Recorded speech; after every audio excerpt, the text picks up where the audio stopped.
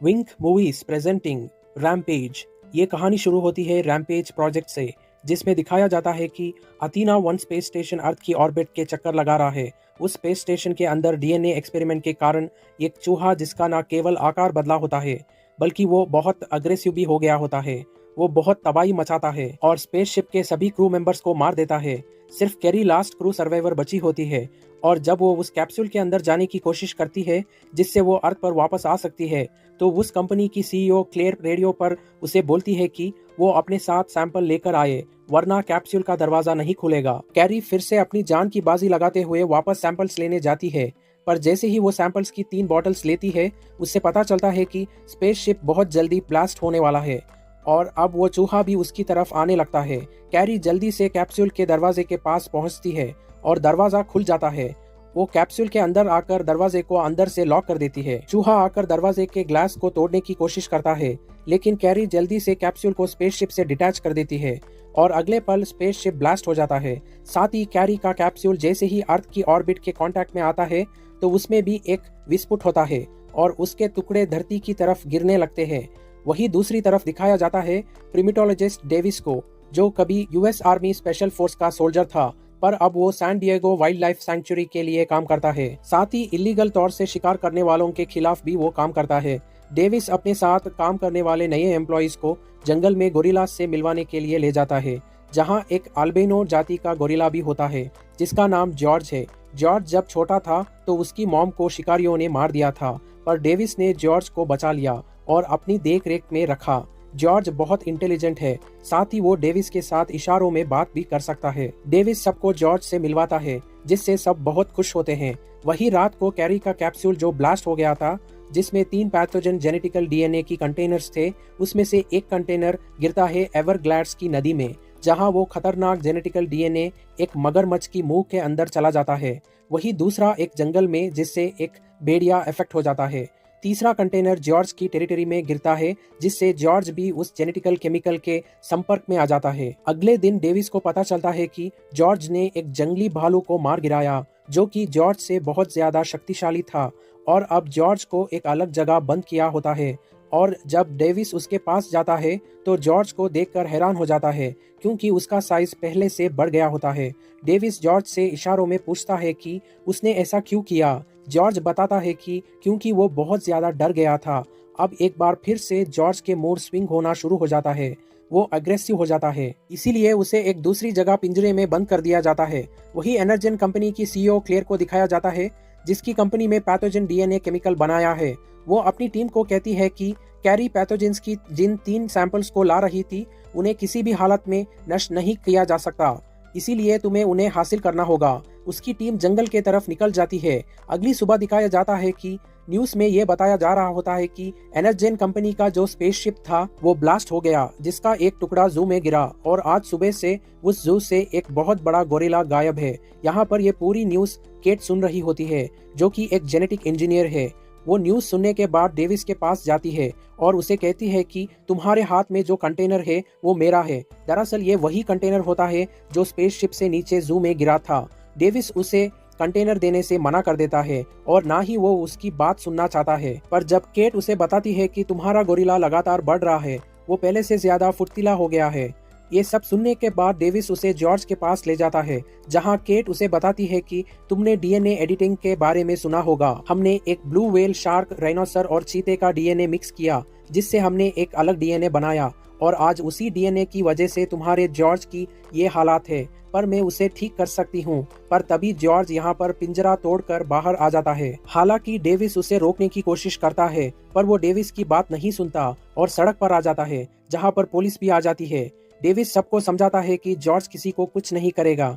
वो जॉर्ज को शांत भी कर देता है, पर तभी वहाँ पर पुलिस का हेलीकॉप्टर भी आ जाता है, जो जॉर्ज पर बेहोशी के इंजेक्शंस की गन फायर करते हैं, जिससे जॉर्ज बेहोश हो जाता है। वहीं दूसरी तरफ जंगल में एनर्जेन कंपनी की उस टीम को दिखाया जाता है जो जंगल में पैथोजन के सैंपल ढूंढने के लिए गई थी। यहाँ पर उन्हें एक बहुत बड़े भेड़िए के पंजे का निशान दिखता है, और इससे पहले कि ये कुछ समझ पाते, वो विशाल भेड़िया इन पर हमला करता और सबको मार देता है। एनर्जेन कंपनी के सीईओ क्लेयर ये सब कुछ कैमरे से अपनी स्क्रीन पर देख रही होती है, जिससे उसे समझ में आ जाता है कि वो अपने सारे सैंपल्स खो चुकी है, लेकिन उसे किसी भी हालत में इन तीनों जानवरों के डीएनए के सैंपल्स चाहिए। वो अपने साथी को बताती है कि जब हमने इस खास डीएनए को बनाया था तो हमने इस डीएनए के अंदर कुछ ऐसे चेंजेस किए थे जिससे रेडियो की लो फ्रीक्वेंसी भी इस डीएनए से बने हुए जानवर उसके तरफ खींचे चले आएंगे, क्योंकि वो उस फ्रीक्वेंसी को बंद करना चाहेंगे। और अब हमें उन जानवरों को अपने पास बुलाने के लिए रेडियो की लो फ्रीक्वेंसी को ऑन करना है। वहीं दूसरी तरफ डेविस और केट को दिखाया जाता है, जिन्हें पुलिस ने पकड़ लिया होता है, क्योंकि पुलिस को लगता है कि इन दोनों ने मिलकर जॉर्ज के साथ कुछ एक्सपेरिमेंट्स किए हैं, जिस वजह से वो बदल गया और इन दोनों को जॉर्ज के साथ प्लेन से एक जगह से दूसरी जगह ले जाया जा रहा होता है। वही एनर्जेन कंपनी की सीईओ को दिखाया जाता है, जो रेडियो की लो फ्रीक्वेंसी को ऑन कर देती है, और जैसे ही वो ऑन करती है तो वो विशाल भेड़िया जो उस फ्रीक्वेंसी से बहुत दूर होता है उसकी तरफ खींचा चला जाता है, साथ ही वो विशाल मगरमच्छ भी।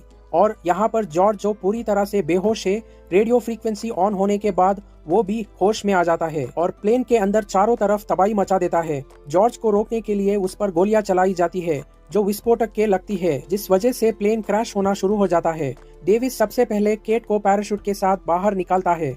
इसके बाद वो एजेंट रसल की जान बचाता है और उन्हें भी अपने साथ लेकर बाहर कूद जाता है, और तभी प्लेन में एक बहुत बड़ा ब्लास्ट होता है। डेविस को लगता है कि जॉर्ज की मृत्यु हो गई, लेकिन जब वो नीचे आते हैं तो देखते हैं कि जॉर्ज की डेड बॉडी कहीं पर भी नहीं है। वो समझ जाते हैं कि जॉर्ज अभी भी जिंदा है। यहाँ पर केट डेविस को अपनी कहानी बताती है। वो कहती है कि कॉलेज करने के बाद मैं एक क्रिस्पर पर काम करती थी। क्रिस्पर एक ऐसी टेक्नोलॉजी होती है जिससे किसी भी डीएनए को एडिट किया जा सकता है, यानी कि क्रिस्पर टेक्नोलॉजी से किसी भी जीव के डीएनए में बदलाव करके उसे अपने हिसाब से बदला जा सकता है। केट बताती है कि मैं क्रिस्पर का इस्तेमाल लुप्त होते हुए जानवरों के लिए करना चाहती थी, पर उसी दौरान मेरा भाई भी बीमार हो गया और मैं जानती थी कि मैं क्रिस्पर से मैं उसे बचा सकती हूँ। जिसके बाद मैं क्लेयर से मिली, जिसने मुझे अपनी कंपनी एनर्जेन में लीड रिसर्चर बना दिया। मैं जब भी अपने भाई को बचाने के लिए कुछ बनाती तो एनर्जेन कंपनी उसका इस्तेमाल खतरनाक डीएनए बनाने के लिए करती, जिसके बारे में कुछ पता नहीं था। जब मुझे पता चला तो मैं सब कुछ डिस्ट्रॉय करना चाहती थी,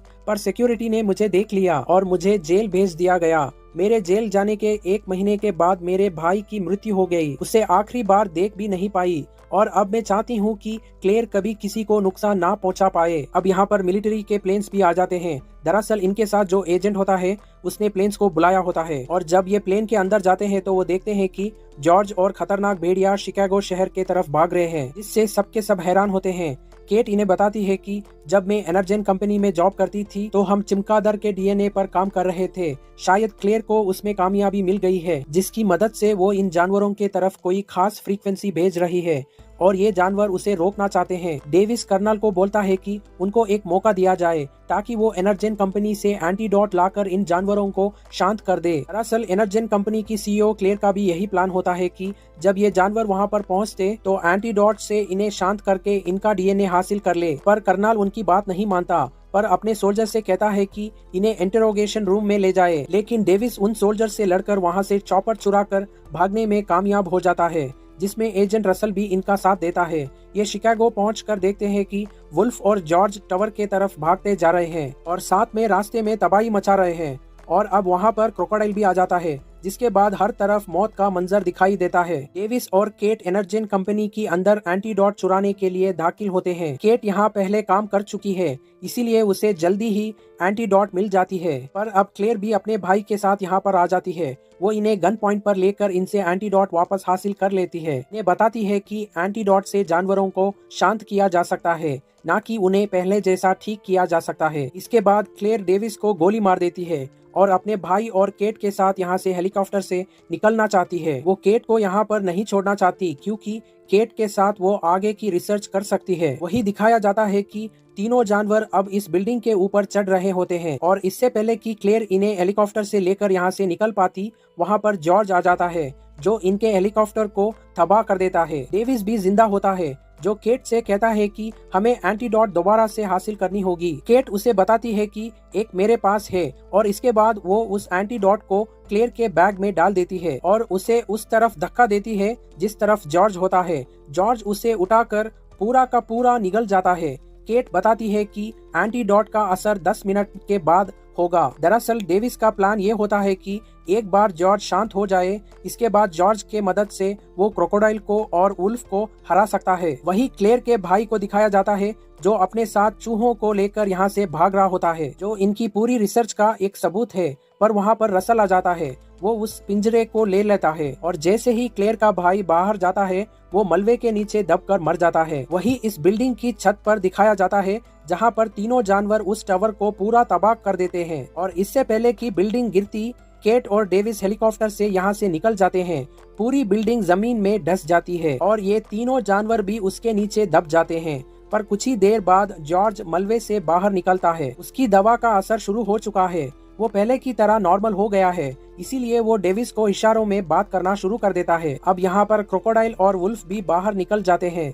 इन तीनों में से सबसे खतरनाक क्रोकोडाइल होता है और इनके बीच में एक घमासान लड़ाई होना शुरू हो जाती है। वही आर्मी भी इस जगह को स्पेशल बॉम्ब से उड़ाने की तैयारी कर रही होती है। क्रोकोडाइल सबसे पहले वुल्फ को मार देता है और इसके बाद जॉर्ज क्रोकोडाइल को रोकने के लिए उस पर हमला कर देता है, पर जॉर्ज को वो बुरी तरह से जख्मी कर देता है। जॉर्ज को बचाने के लिए डेविस हेलीकॉप्टर की गन से क्रोकोडाइल पर हमला करता है और अब क्रोकोडाइल डेविस को मारने के लिए उसकी तरफ बढ़ता है। पर इससे पहले कि क्रोकोडाइल डेविस को मारता, जॉर्ज लोहे की एक बहुत बड़ी रॉड उसकी आंख की आर पार कर देता है। इससे क्रोकोडाइल मारा जाता है। हैमी जब देखती है कि जॉर्ज ने और डेविस ने मिलकर क्रोकोडाइल को मार दिया तो वो भी हमला रोक देती है और इस तरह से ये दोनों मिलकर इस पूरी तबाही को बचा लेते हैं। अंत में दिखाया जाता है कि जॉर्ज यहाँ पर लोगों की मदद भी करता है। इसी के साथ ये फिल्म यहीं पर खत्म हो जाती है।